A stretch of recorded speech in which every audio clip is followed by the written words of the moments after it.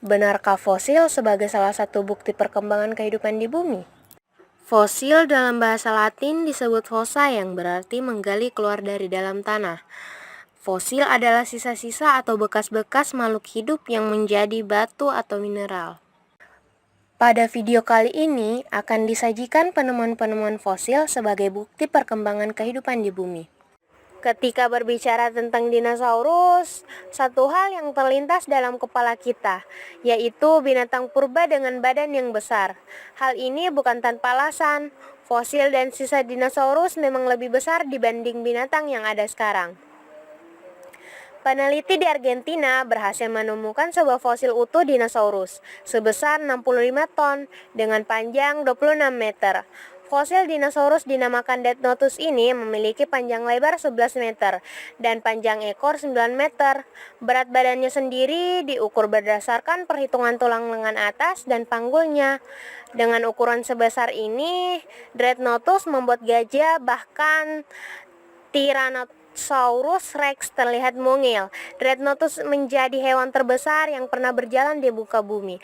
Meskipun herbivora, tidak ada dinosaurus karnivora yang berani menyerang dinosaurus karena ukuran badan dan kibasan buntutnya. So when I first found a piece of that femur, I wasn't too excited because I assumed it was probably just a fragment, and then we saw the tibia, and then we saw the fibula, and then 10 vertebrae appeared, and then 4 years later we were still excavating at that same spot. It was about, its head would have been maybe 2.5 stories up in the air, and it would have weighed 65 tons. Para ahli telah temukan fosil wanita muda asal Indonesia yang meninggal 7.000 tahun lalu.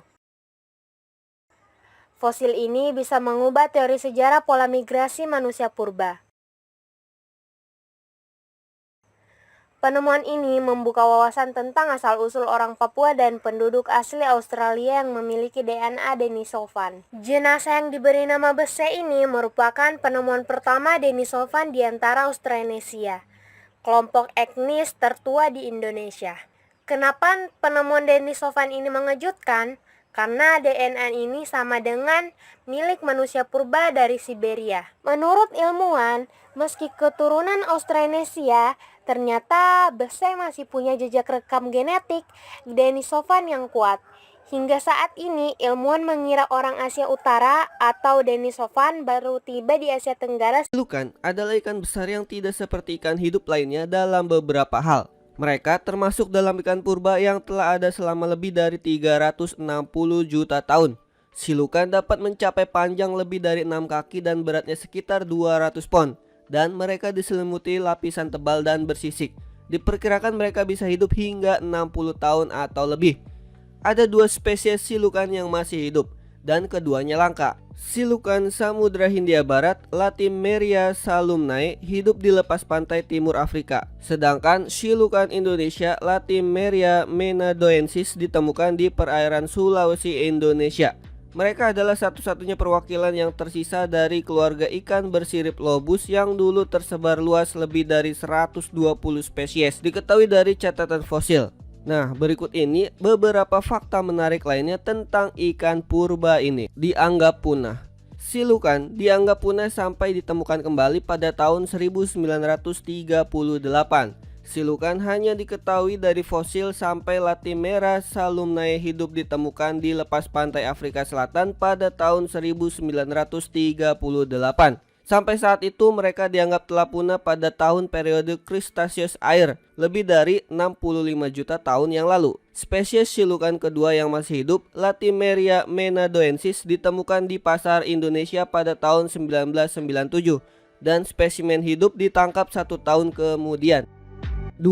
Evolusi tetrapoda.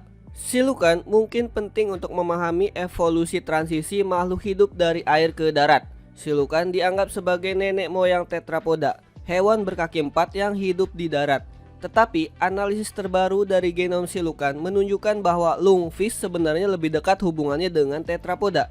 Divergensi silukan, lungfish, dan tetrapoda diperkirakan terjadi sekitar 390 juta tahun yang lalu. 3. Sirip unik. Silukan memiliki bentuk organ gerak yang unik. Salah satu bagian mencolok dari silukan adalah 4 sirip berdaging yang memanjang dari tubuhnya seperti anggota badan dan bergerak dalam pola bergantian. Pergerakan sirip berpasangan bergantian menyerupai gerakan kaki depan dan belakang tetrapoda yang berjalan di darat. 4. Rahang lebar. Rahang mereka berengsel, membuat terbuka sangat lebar. Unik untuk hewan hidup lainnya, silukan memiliki sendi intrakranial, engsel di tengkoraknya yang memungkinkannya membuat mulutnya sangat lebar untuk memakan mangsa besar. 5. Notochord. Mereka memiliki notochord.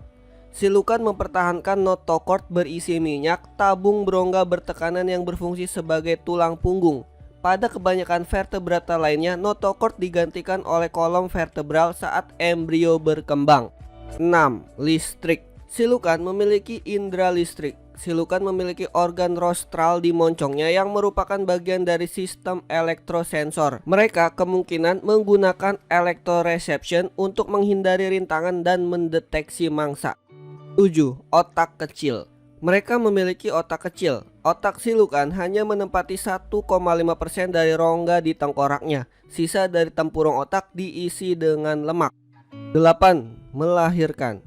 Silukan melahirkan anak yang masih hidup. Setelah periode kehamilan yang sangat lama, mungkin hingga 3 tahun, silukan betina melahirkan anak yang hidup.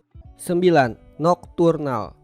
Mereka aktif di malam hari dan menghabiskan hari-hari mereka beristirahat di gua.